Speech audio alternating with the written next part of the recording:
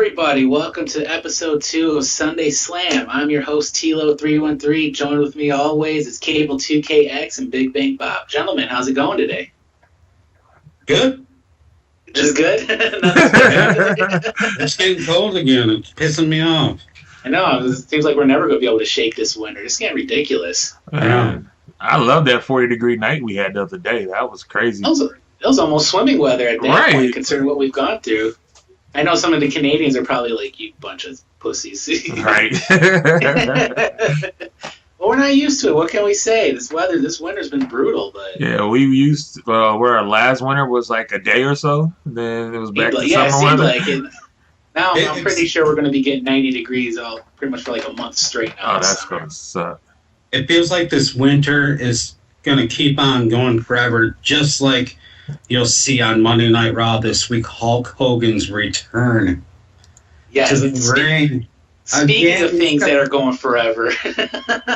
Yep. Dude's going to turn the dust off the body. All the Hulkamaniacs are going to like it as much as they have in the past. You know, I honestly feel that he's just one of those larger-than-life characters where he kind of got watered down when he was in TNA for the last few years. I think it was a little bit of overexposure. A lot of the similar stuff that he was accused of back in the day in WCW with, you know, the politicking and things like that. And to me personally, kind of fell out of favor with me a little bit just with all that going on, because I felt he should have been concentrating more on developing younger stars and making a better product as opposed to just focusing on himself. Well, especially when you're at a certain age.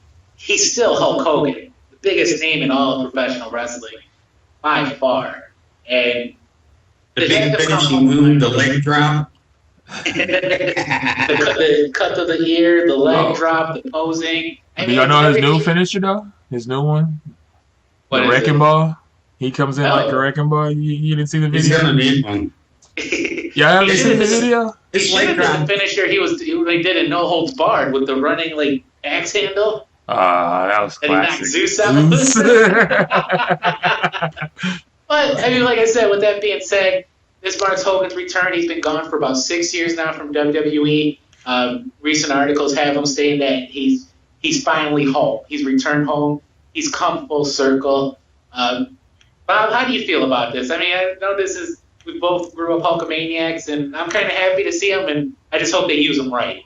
Well, I just don't understand at this point in his life if it's more of a money thing. I mean, he's got to be beat up inside, and maybe he just never burn off everything, that burns inside of him as far as being an entertainer and being in the spotlight. I know a lot of athletes have trouble with retiring because they're out of the spotlight. You don't hear the crowds cheering anymore, but, I guess if I had the opportunity, I would definitely come back.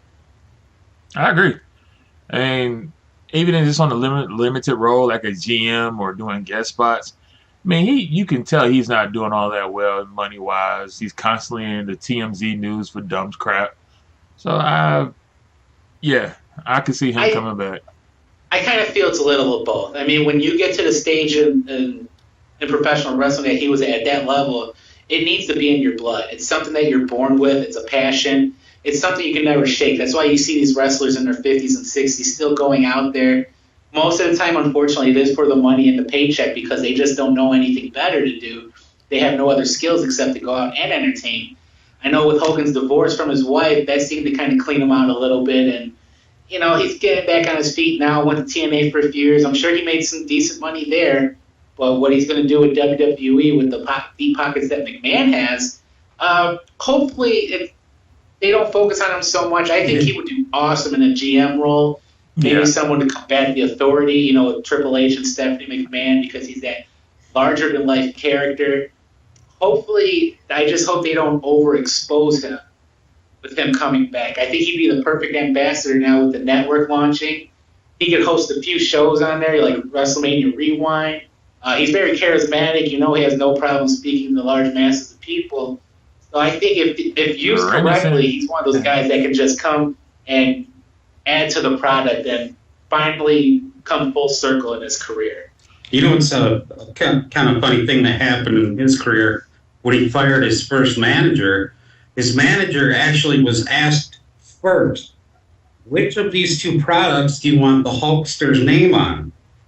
The hot dog roller? Yeah. Or the what's now known as the Foreman Grill? The Foreman Grill, that is correct. Yeah, called the Hulkster Grill, and he'd be set. So needless to say, he lost a lot of money on that manager making the bad decision there. But even with that, who's to say that would have sold well? I mean, yeah, he would have had his name on it. It was an innovative product at the time. But to me, it also seems like Foreman Grill just sounds a lot more modern, professional than the Hulkamania Grill. You know, like right, or the Terry Grill. It Grill. makes it sound a little cartoonish.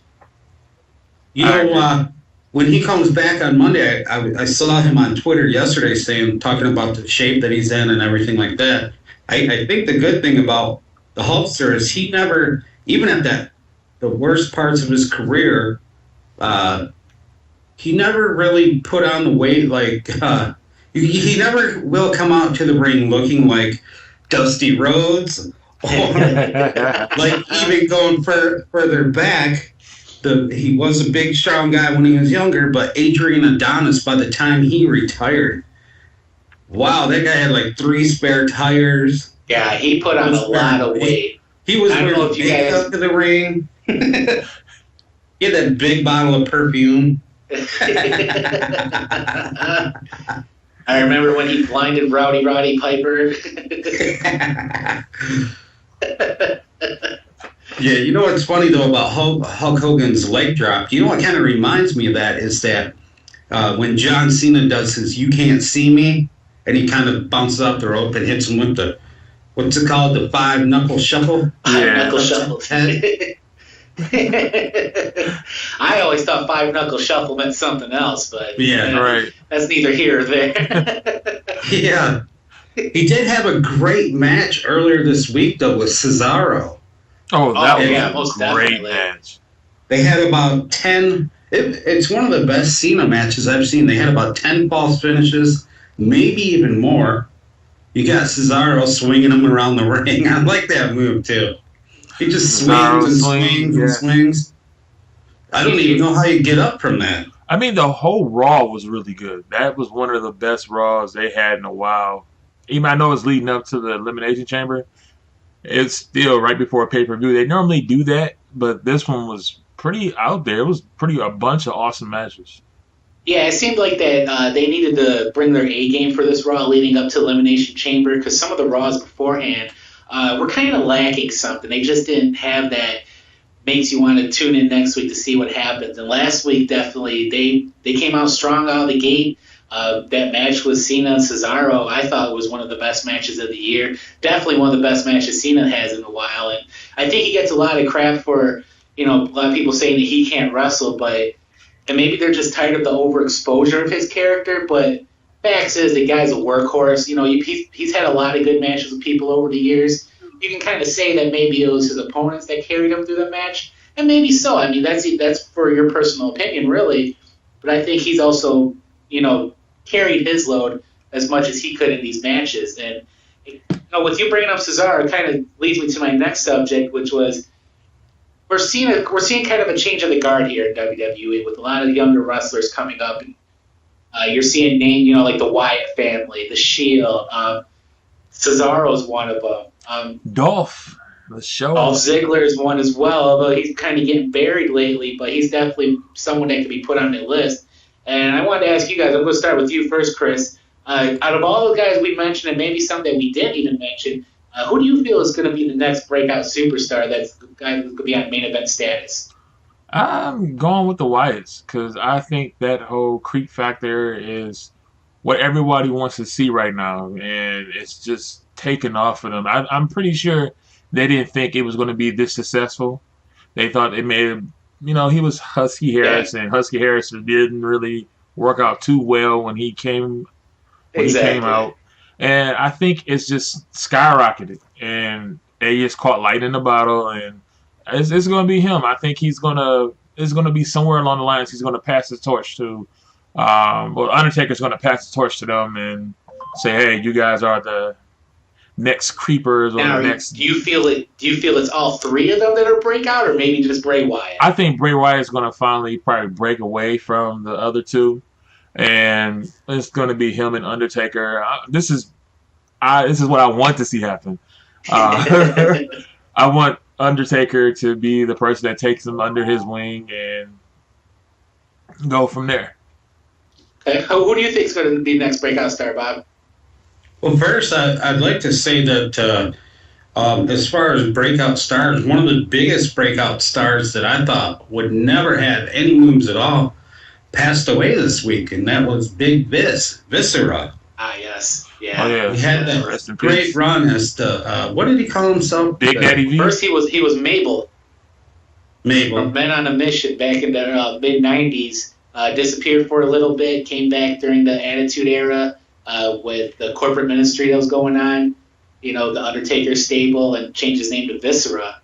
So some of the younger fans might remember him more as Viscera as opposed to Mabel, but yeah, he was one of those wrestlers who he was just massive. I mean, in a sport where there's just big men all together, you got you guys that your 7-footers, your 300-pounders, Viscera / Mabel. He just stood out above them all. He was just a beast, size-wise. He kind of proved the point that we kind of made about Batista last week, is you don't have to have a great body to be a good wrestler, especially an entertainer, because how well you move and how athletic you are.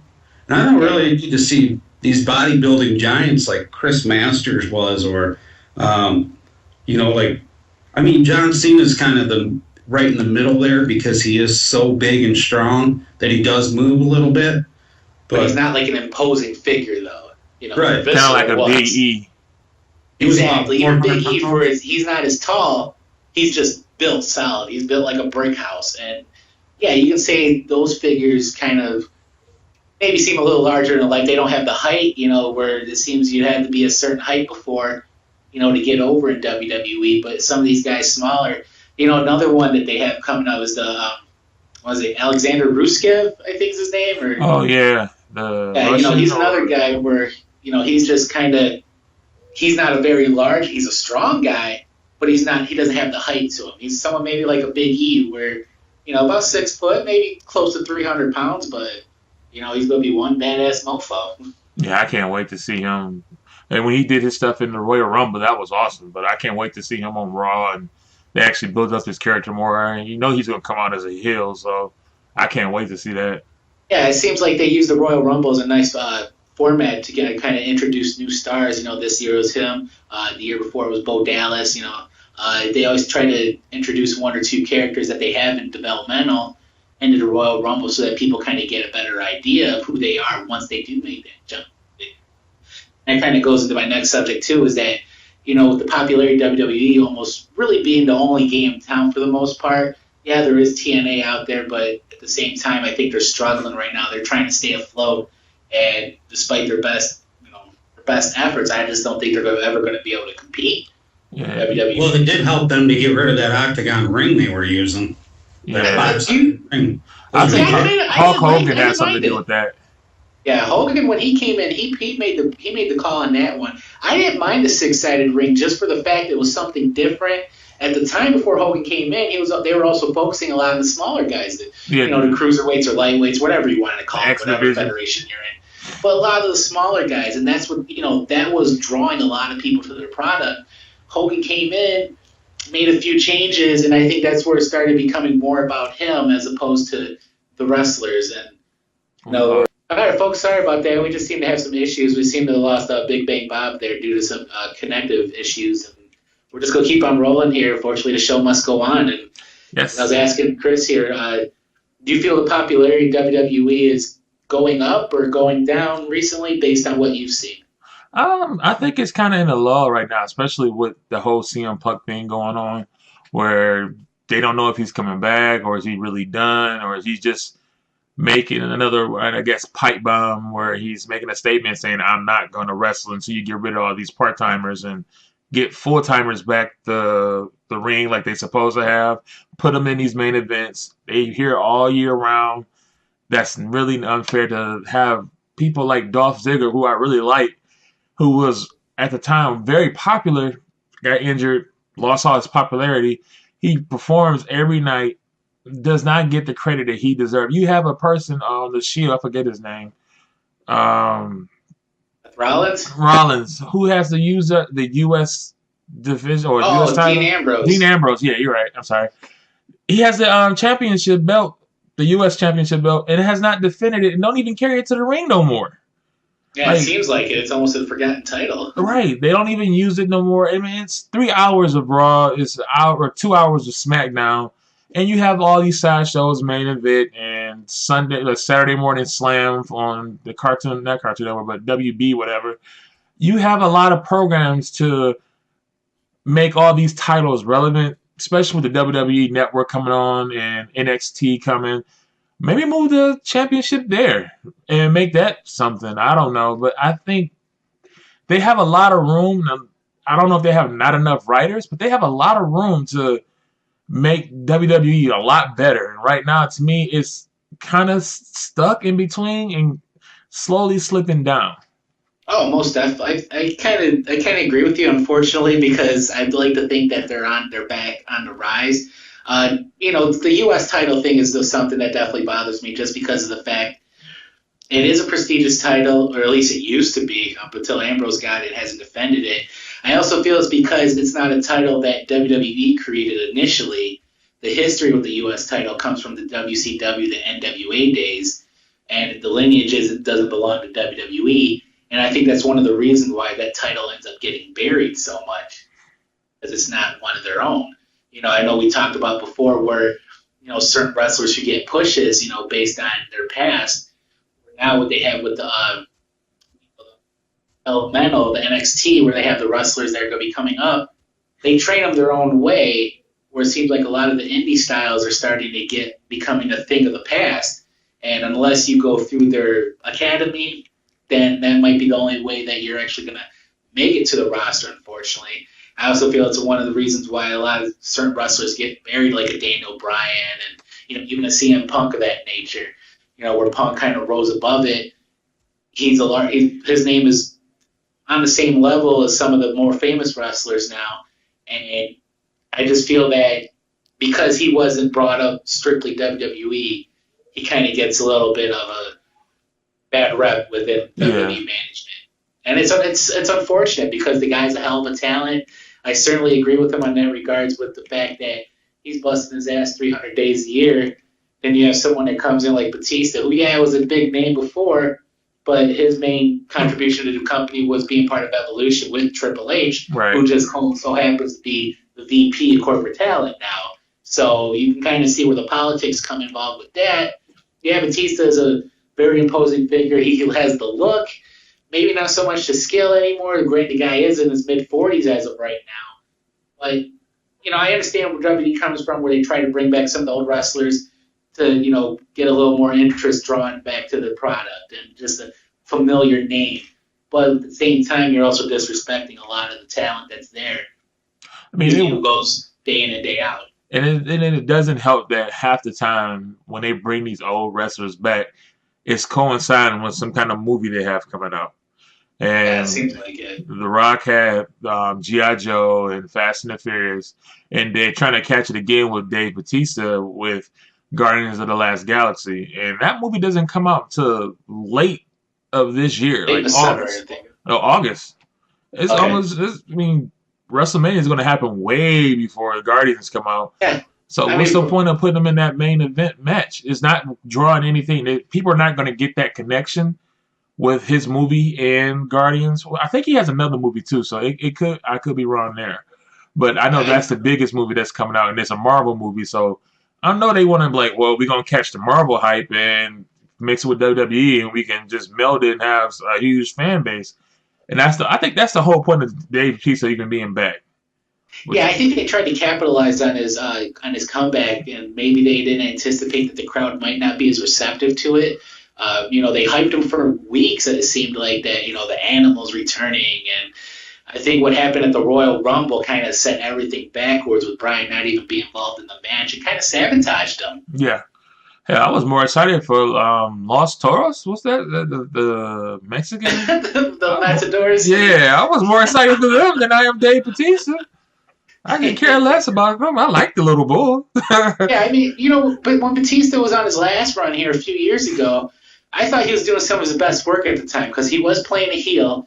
He was just there was something with that character. He evolved. He was just a badass, and he was doing excellent work on the mic. And then he just left for whatever reason and killed all the momentum he had. Well, he got an offer. I think I remember he got an offer in a role somewhere, and he really loves acting. That's one of his things I read on his Twitter, that he's huge into acting. That's one of his WWE was going to be his launching pad to his acting career. And I haven't heard word from you since the Scorpion King or whatever the remake of it. I know he was also a little disenchanted with the product too at the time because they were going more PG at that point. Oh yeah. It was still something new on the horizon, and considering where they were at a few years before that, he just if that wasn't his thing, so be it. He left, did his own thing. I just think with him coming back, it just kind of blew up in WWE's faces because this whole Daniel Bryan phenomenon is just taking over, and the fact that Batista's been gone for 4 years, comes back, wins the Royal Rumble. And then, all of a sudden, he's in the main event at WrestleMania. Where you got guys like CM Punk, Daniel Bryan, Dolph Ziggler who are busting their ass and not getting that chance. Now, didn't they cut the power bomb around that time, too? And they stopped using chairs to the head and pretty much they stopped using chairs to the head a little before that because I think it was shortly when Batista left, the Chris Benoit incident happened before. They had all the focus on concussions and things like that. And chair shots to the head. I mean, you go back and look at footage from like 10, 15 years ago, the chair shots were so prevalent. I even read that WWE's making an effort to go through all the footage that they have and edit out direct chair shots to the head on pay-per-views. Oh, that sucks. It kind of is because that's how it was then, and I think that's more of a reflection of the society we're in nowadays, and not even a professional wrestling issue.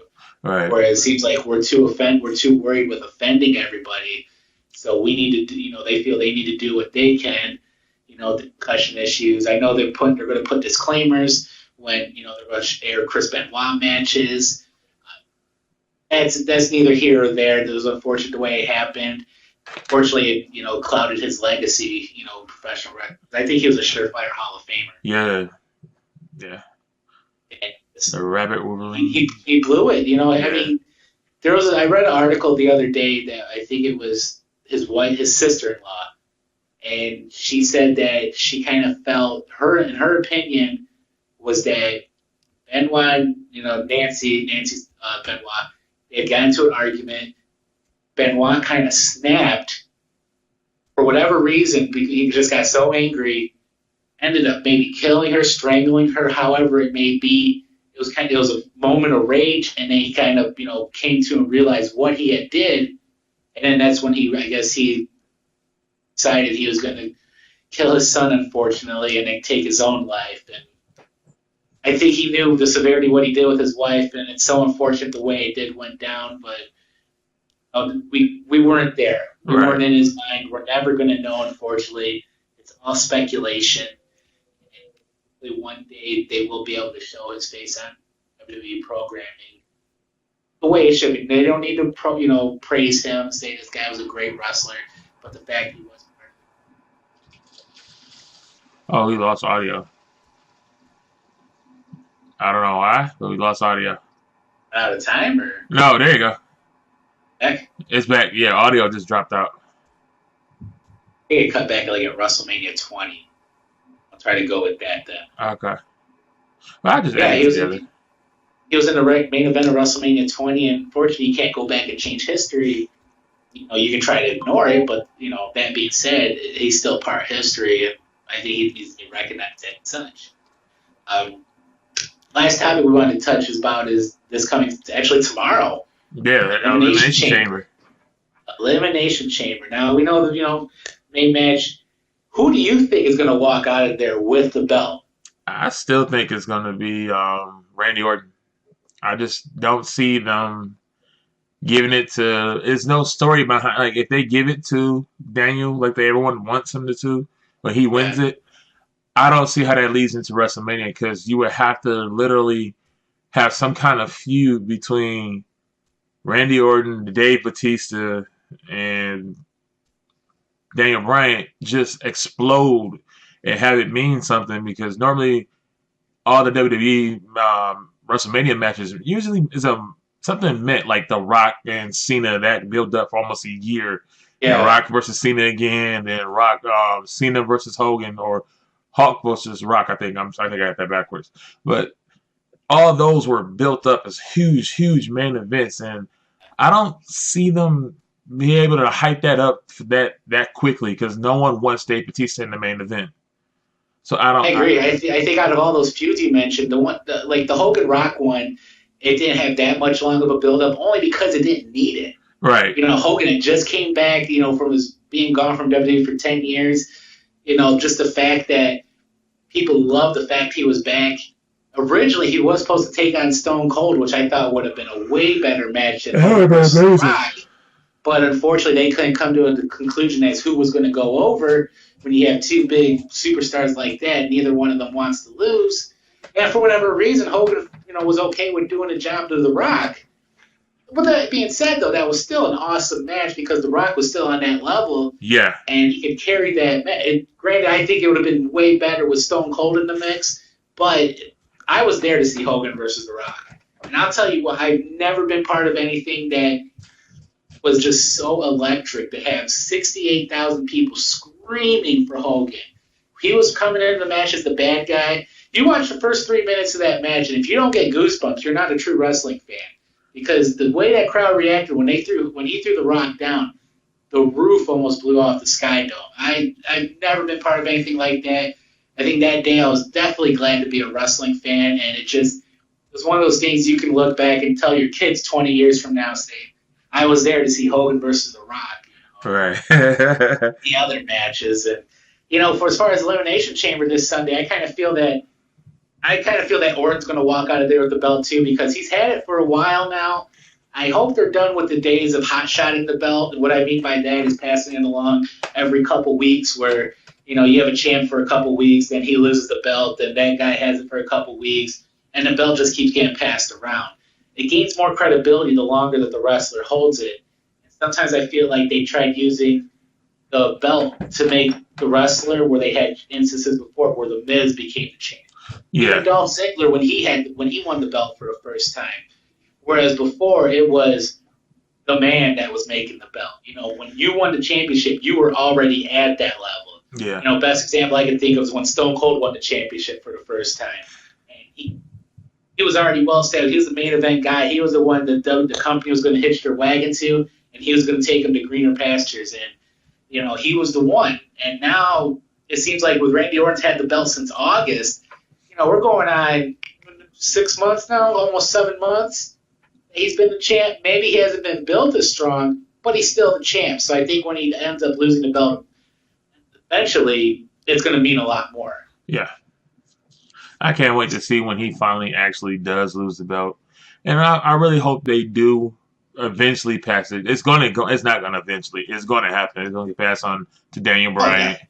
Yeah, it's going to happen. And I'm hoping they give him that same run, or he has that same run that CM Punk had with the 365 days. Almost, I think he had it for a year. It was like 434. Yeah, something like that. My bad. I'm hoping he gets that same kind of run, and maybe that would spark CM Punk to come back to defend his number of holding the belt for that long. Who knows? That could be something. I would love to see next year's main event CM Punk versus Daniel Bryan. I think that needs to be the main event. I think that would be a fantastic main event for WWE. Granted, I don't think it will come to fruition only because of the fact they're not purebred WWE superstars. Yeah. And for whatever reason, McMahon cannot give that spot to people that didn't come up in his organization. Fingers crossed, hopefully, that it does change, but who knows? There was an article I actually read the other day. There was a wrestler in ECW by the name of Steve Corino, who some fans might remember, from the ECW days.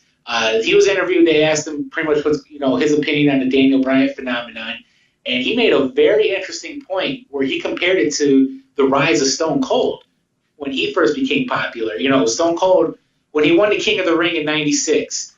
That's when he delivered the promo where Austin 316 says, "I just whipped your ass." Classic. 2 years later is when he won the belt. Now, for 2 years, they built him up. He was he's the most popular guy, most over guy in the roster, probably the most comparable to Daniel Bryan current day as far as the crowd interaction, crowd favorite. He had the match with Bret Hart at WrestleMania 13 where he passed out. He never gave up.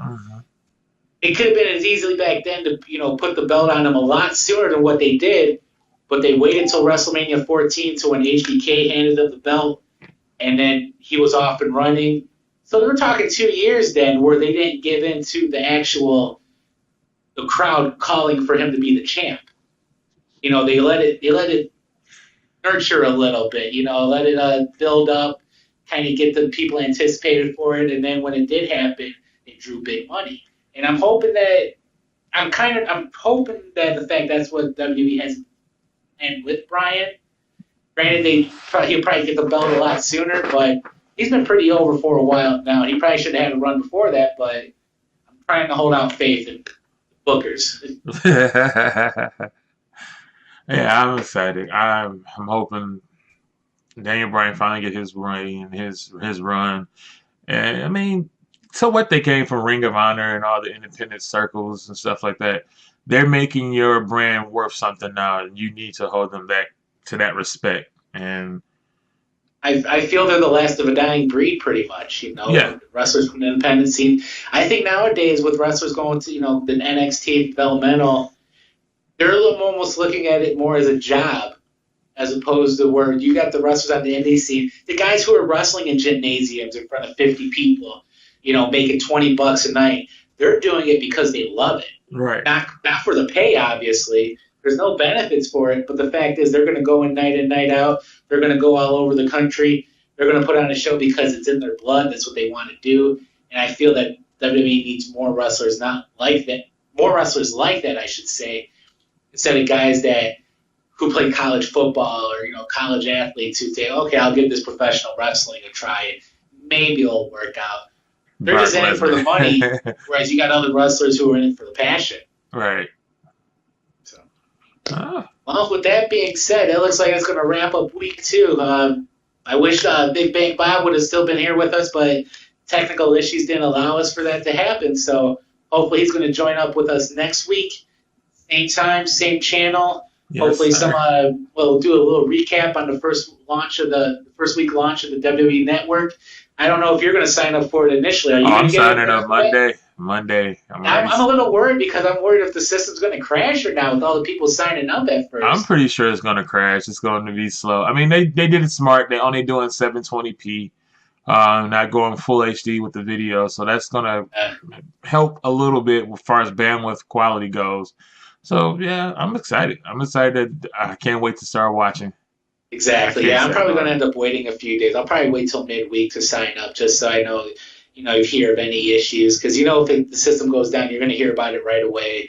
Any social media will be able to tell you that. People tweeting about it, putting it on Facebook. You'll be hearing things. And I wish them a successful launch. And I think this is something that's going to change the industry, quite honestly. So and maybe we'll go into that next week as far as, with pay-per-views and things like that. And more from a business perspective, what's going to happen. So what do you think will be the first did you know? First did you Oh, that's interesting. Did you know it was downloaded over 1 million times? Probably. I could see that. WWE Network was downloaded by 15 million fans within the first 24 hours or something like that. That's a very good call, actually. Did you know? But you know what? We'll have better numbers next week, and we'll definitely discuss that then. So for Cable2kx, I'm Tilo313. We'll catch up with you next week. Peace.